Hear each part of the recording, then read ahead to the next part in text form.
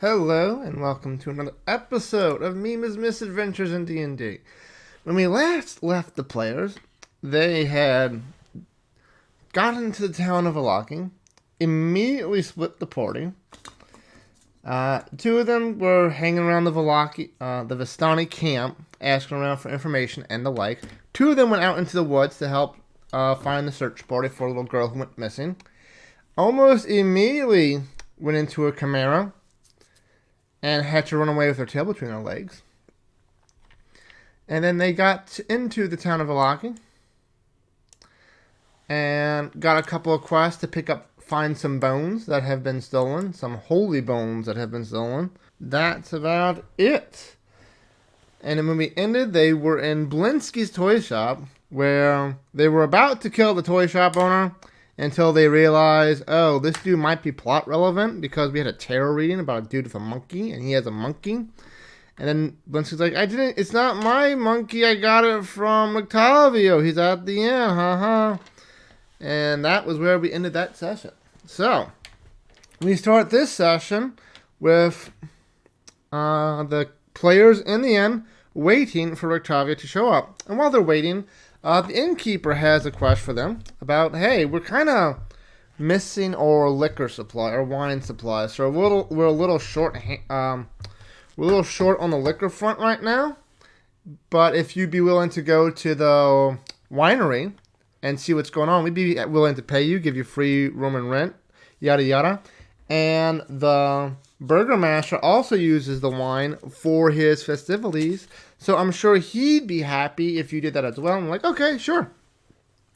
And because it's wine and liquor and all that fun stuff, they're like, let's go right now. And like half the group's like, aren't we supposed to be here for Octavio?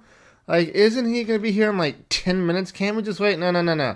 We're going to go right now. It's like, Jesus Christ, how do y'all not wait? And I'm telling them that the distance between Valaki and the winery, if they go there, spend like an hour or two, figure out what's going on, and come back, that'll be like basically a day. And they need to wait a couple of days for the festival's in 3 days. The priest is going to have the cure for one of the players' lycanthropy in 2. So a lot of shit's going on like right now. And then before they just book up and leave, I have Octavio walk in. They start swooning in him. They say like, "Hey, who are you? You seem familiar." I was like, "Ha, I'm just a little bored. I don't know what you're talking about." And he goes, little performance, and they're like, "How come this guy isn't telling us his super secret that he's never told anybody before? Maybe we're on a red herring again." It's like, God damn you people. Everything doesn't have to be on a silver platter to you people. Like, you have to do some persuasion checks. You have to do some intimidation, some insight, some shit. Anyway, they send him take him to his room, or their room, and like, "Hey, we just want to talk to you, ha ha ha." And as soon as the door closed, Octavio, who's actually Rudolph Van Richten, and if the Van Richten name doesn't give you a hint as to what he is a famed vampire and monster hunter throughout the land. They're on knife's edge because he just like takes 2 daggers out. It's like, what the fuck do y'all want? Who the hell are you? How do you know what I am? They let loose that they're kind of after Strahd as well. So Octavio's like, you know what? If y'all don't like Strahd, y'all are probably friendly by me. And they go. Octavio gives them a little bit of the lay of the land because he's been around Barovia for several years. He knows some information about the land. They're like, what have you been doing this entire time? Why hasn't Strahd been dead yet? Because Strahd is super powerful, my guy. You can't just go at him and head on and expect to win. You have to be sneaky. You have to be stealthy. You got to be right for the right moment. And they're like, bullshit. So he shares what information he has. He says he'll keep an eye out for them in their travels. While they're up there, Octavio also realizes that his silver dagger, which is up against the throat of the character with lycanthropy, is having a strange effect on his blood. So he deduces that character has lycanthropy. And luckily for them, Rictavio has removed curse prepared. So he's like, if you're really against Strahd, I'll remove your curse, and you don't have to worry about lycanthropy anymore. And like, fucking fantastic. Now we don't even really have to do that fucking quest anymore. Woohoo. And, potentially help them, which is good, because he is their destined ally, which gives him a special ability in combat against Strahd.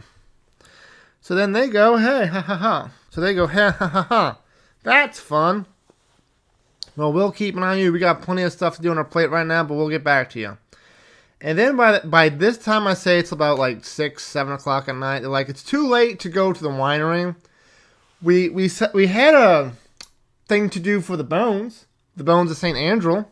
There's supposed to be a dead drop nearby, which is near the water house. Yeah, I had said that the dead drop for the bones was by the water house, which is run by a little old lady who does not like the current burgomaster. So they're sneaking around the house looking for the dead drop. They see her spying at them from the window, so they go up and say, hey, look, we're on a little quest right here. Do you happen to know what happened about him? It's like, actually, yes, I do. But I have need of quests as well, so why don't you come in and let's talk? So they go in and talk, and of course, they freaking split the party because the one person, the Damphir Blood Hunter, just has to be like, I want to find some random person and bite their neck. Woo, freaking hell. Don't let your players become Damphirs. Just don't. Just don't. It's not worth it. So, they go inside and they talk. They find out that the Burgomaster has... Yeah, no one really likes the Burgomaster. And this lady particularly doesn't. She wants the Burgomaster out. She wants...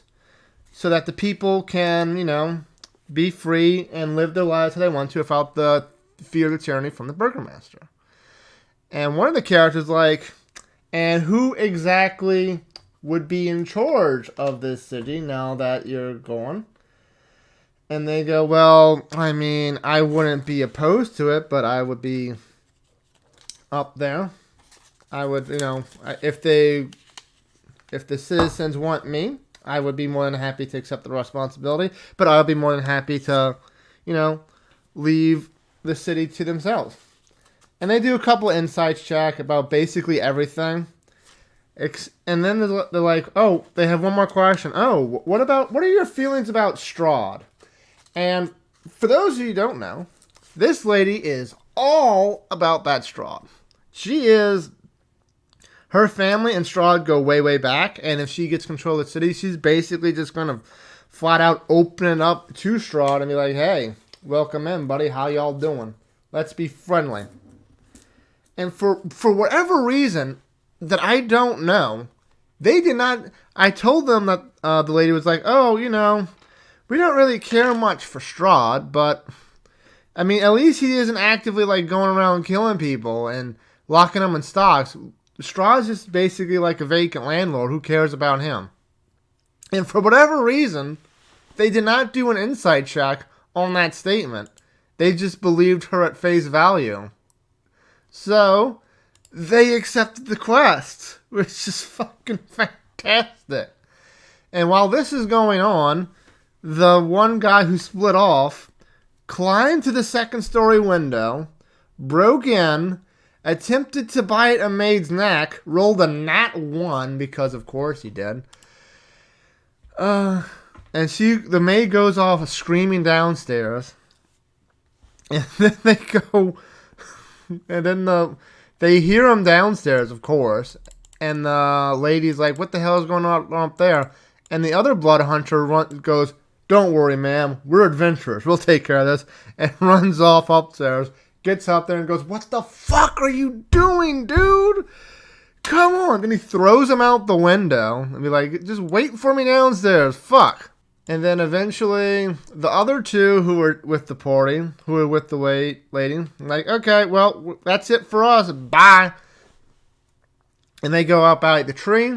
And the three who are outside are now, basically together. And then...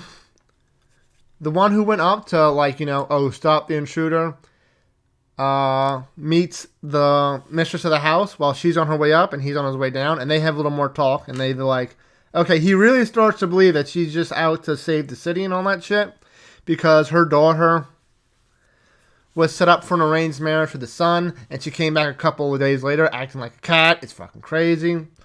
So, yeah. So he fully believes that this lady is there to save the city and end the Burgomaster. So they're all in.